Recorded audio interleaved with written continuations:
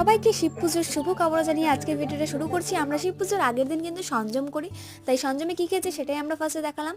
তারপরের দিন কিন্তু আমরা 9ই মার্চ কিন্তু পুজোটা দিয়েছি। তো রেডি হয়ে কিন্তু আমরা বেরিয়ে পড়েছি পুজো দেওয়ার জন্য।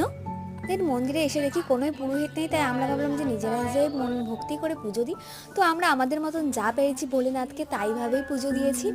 তো তাই তোমাদের সাথে ভিডিওটা শেয়ার করছি, তোমরা দেখো।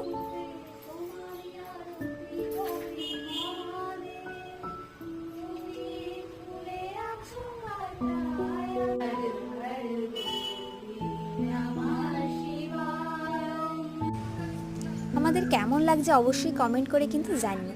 তো তারপরে আমরা বাড়ি এসে কিন্তু সাবু মাখা এবং ফল প্রসাদ খেয়েছি, এবং তারপর কিন্তু আমরা প্রত্যেক বছর ব্রত কথা শুনতে চাই।